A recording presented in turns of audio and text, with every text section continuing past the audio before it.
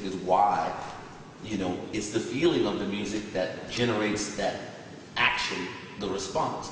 And that's what's missing when people dance. If you don't, you know, dance to the music, then why are you moving? You know, without the music, it's just aerobics. You can just do a workout, it doesn't matter. You know, that's why they call it musicality. Musicality isn't memorizing the song, it's feeling the music of the song and becoming a part of the music. And that's what gets lost. When you see in a contest, people wait for just parts of the song to do accents. But if you play something that they don't know, then they don't know how to dance to it. Yeah, really. And what about other styles, not only hip hop? There are lots of styles that you should dance not only music and just energy something, you know? Well, I don't really discuss like ballet or modern dance because those, even though those are social dances, they don't depend upon the music. But street dance, there is no street dance without the music. That's why it's named or it's applied to the music. That's why they call, you know, Pete came up with the term funk styles, because popping and locking and strutting and whacking all came into creation because of that music. Without that music, you don't have those styles.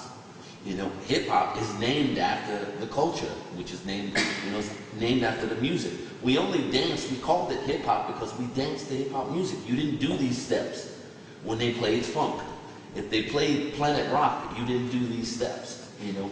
If they played Just Begun, you didn't do these steps. You started breaking or top rocking or up rocking, you know. But when they played, you know, Big Daddy Kane or Rakim or De La Soul, that's when you did these steps. So that's why it was called hip hop. The same thing with house. The dance was generated by the sound of the music, you know, and in street dance culture, it's based entirely on the music. It's the same thing with salsa. It's called salsa because of the music. Okay, and I will ask about, you know, old school and about this time hip hop music. And it's different, these different energies than was in 20 years before, you know. And what about that? What about new forms of hip hop music? And body. And what? And body. And body. Oh. Connection.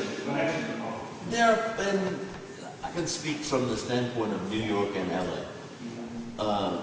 In New York, there's a dance, it's about 3 or 4 years old. It's called Getting Light. It has its own vocabulary. It's a hip hop dance because they do it to only the hip hop music. They do it to, you know, what's her name, Little Mama, and remix Chris Brown, and all of this new R&B / hip hop music. It has an entirely different feel to it. But the steps, if you look at them, some of them are exactly the same as steps that we did 20 years ago. And then the steps that we were doing 20 years ago were done 50 years before to Lindy Hop and jazz. So literally, there's no real true movement. There's not real true movement. There's no real new movement. All of the movements are based on or inspired by something that has already happened. What changes the movement is the kind of music. So every time the music changes, the dance changes to you know, coincide with it. So that's where you get new ideas, new forms, but it's still based on the same foundation, the music. You know, if you're not... The form sometimes is different. Yeah, the form will always change. I mean, human beings are the form, so nobody in here is exactly but right. If the form don't change, that means you ain't listening to the music. Because the music is changing. Yeah, but that's the point. We don't dance like we danced 20 years ago. We can't. I mean, I had people that had actually asked me, how come you guys don't dance like that? I'm like, because I've grown. The music changed. Yeah, but not all people know that you was dancing 20 years ago like French do it now. Well, yeah, because everybody saw just That's another story. Well, after today, you will know because we have that documentary to show we was dancing like that 20 years ago. Jūs suprantate? Iš tikrųjų, jie šoka prieš 20 metų taip, kaip prancūzai šoka dabar. Tai, kai jie nori pasakyti, kad dabar jie nešoka taip, kaip prieš 20 metų, nes muzika pasikeitė. Bet prancūzai šoka taip, kaip jie prieš 20 metų, nes jie to nesupranta. Štai, ką jie norėjo pasakyti. Ir jūs galite įsitikinti, jisai pasakė, jūs pamatysite, jūs galite pažiūrėti net YouTuberą, Reckon Shop Live. Jūs galite pamatyti, kaip jie juda. Jie juda taip, kaip prancūzai juda dabar Prancūzijai. Bet niekas to nežino, nes niekas nesideda. Ir būtent jie atvežė hip-hopą į Prancūziją. Suprantat, Link buvo vienas iš pirmųjų jazz debutų teisėjų. We have the problem because everybody looks at the French dancers. And the French and jazz debut and another stuff like this. No, not at all. I think the French are great, but the problem is, put it this way, I know how to lock. I taught myself locking, then I learned more from Greg Campbell and Sugar Pop and Don Campbell. But I would never consider myself the equal of the lockers. They created the dance. It's theirs. No matter how good I am at it, it's not my dance. So I'm not their equal because I learned it from them. I know how to pop, but I don't put myself in the conversation with the electric boogaloo because they're older than I am. That's their dance. No matter how much I know of it, I'm an extension of them. What happens with the French is they want you to think that everything that they're doing, they created. And I respect that, but I see a lot of new and young dancers. They dance much better than well, and there are new and young dancers that you've never seen that are incredible. People tend to watch YouTube and think YouTube is the world. There's so many people that aren't on YouTube. And another thing, there's so many dancers in France that never get seen because they can't get into Just the Group. They can't get into the count. They can't make it through the pre-selection because the judges are biased against them. I met a guy, a young dancer from France. His name is Keskia, in Norway. It's the first time I'd ever seen him. He was incredible. Like, where have you been all this time? How come I've never seen you? He's like, nobody ever picks me.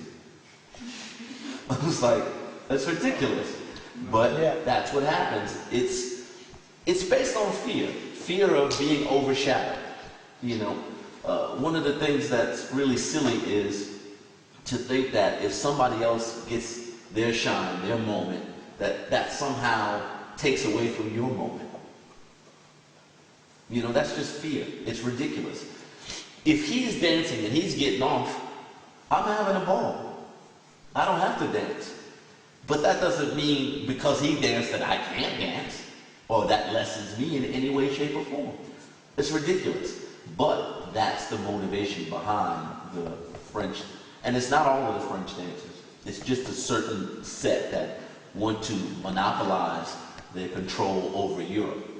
You know, for years, they would come to New York, learn all of what directly from us, and leave, and come back here and teach and tell everybody and perform, and people think, oh, they're incredible. That stuff that they're doing is great. It's theirs.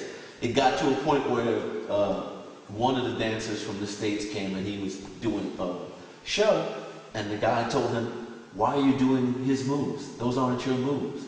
You're biting. You know, and when he started to dance and he started to show off and really get into it, then they started to see, well, damn, he's doing a lot more than this guy did. He has a lot more moves. And then he, you know, explained, well, I'm the original. What you're looking at is the copy. You know. Jums švęs visiems? Ar jūs suprat, ką jis turėjo minėti? Jo, kad labai daug